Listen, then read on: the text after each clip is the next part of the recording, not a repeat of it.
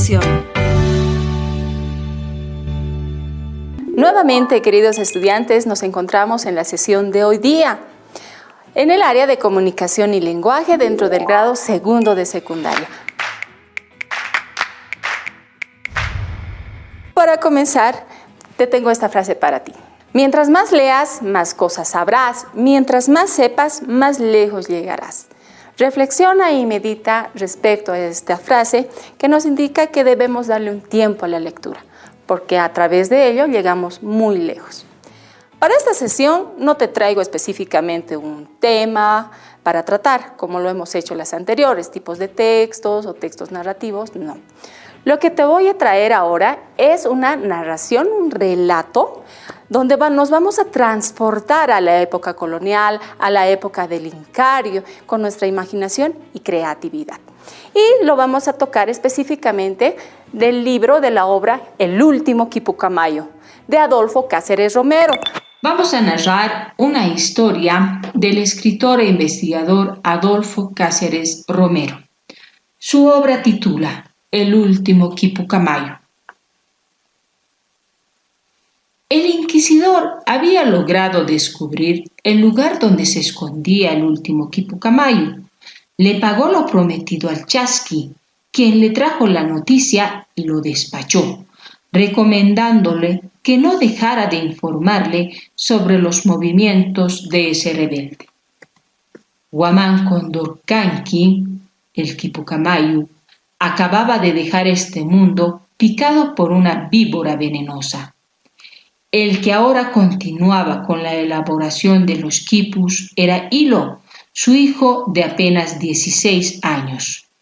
Huamán Condorcanqui, antes de morir, le había instruido acerca de la importancia de su último quipu. Desde niño le había enseñado a Hilo el secreto de la elaboración de los quipus. Lo único que su hijo aún no podía dominar era el uso de los colores en los contenidos abstractos. Los curas no se cansaban de repetir que los quipus eran malos, paganos y demoníacos.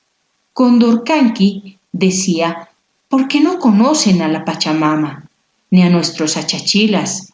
Sabían que en esos amarros se enlazaban no solo las normas de su vida, sino la historia de su pueblo, de su cultura, de sus huacas y sus incas. Los tejidos callahuayas, en cambio, eran más auténticos, aunque herméticos. También había pintores indígenas en los templos católicos que mostraban la imagen de la Virgen María con el cuerpo del Cerro Rico de la Villa Imperial de Potosí. Los inquisidores, complacidos, los dejaban trabajar en paz.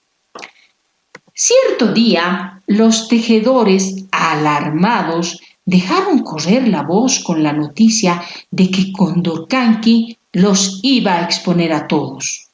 Se había propuesto revelar lo que ningún Quipucamayo se animó a hacer.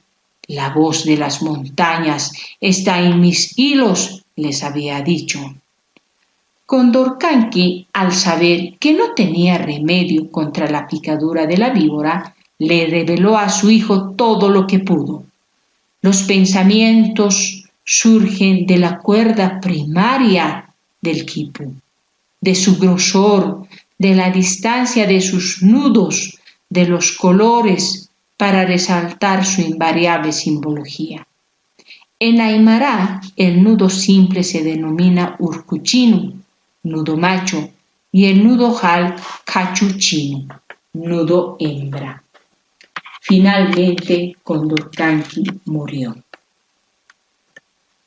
Concentrándose en su último quipu, no olvidó que le había recomendado que no hablara con nadie sobre su existencia. Esos últimos 10 años prácticamente se había exterminado a los quipucamayos. De los 4 suyos, 10.000 quipucamayos muertos, incinerando además más de 90.000 quipus sacados de las tumbas de las casas de los curacas y Amautas. Desde luego que también arrasaron con los que existían en los Yachayhuasis del Incario. Afortunadamente ya había encontrado la sangre de Drago, pero los lugares donde se conseguía el azul de Ancas estaba controlado por el inquisidor.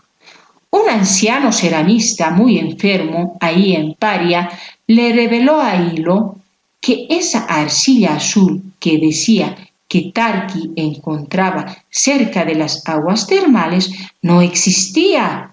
Todo era invento del inquisidor. Solo precisó ese azul, insistió Hilo.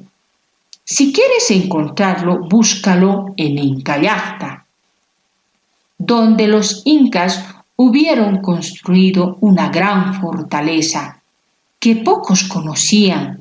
Los incas vivían rodeados de quipucamayos que elaboraban las crónicas del Incario.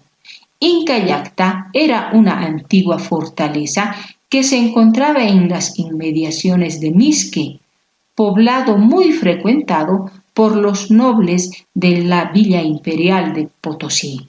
Ahí acudían las mujeres parturientas para dar a luz a sus guaguas. «Nos rodean hombres armados», exclamó Hilo.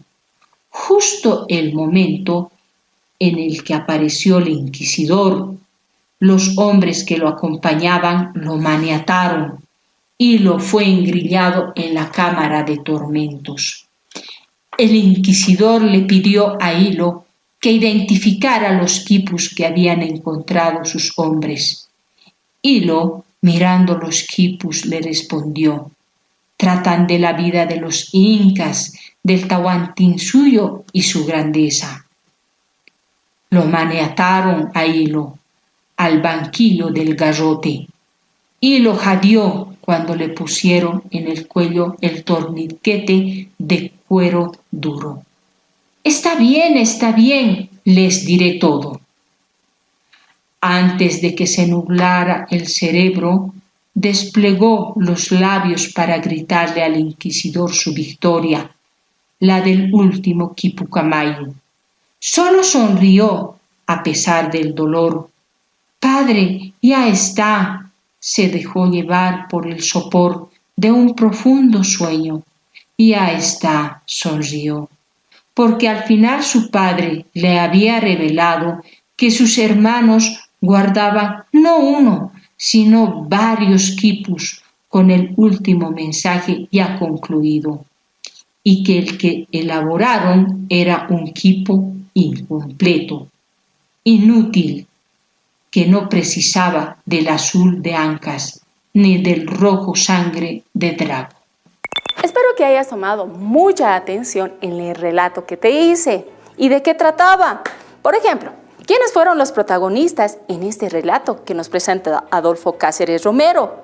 Estaban los quipucamayos, estaban los españoles, pero ¿cuál era el objetivo de la llegada de estos inquisidores aquí al territorio?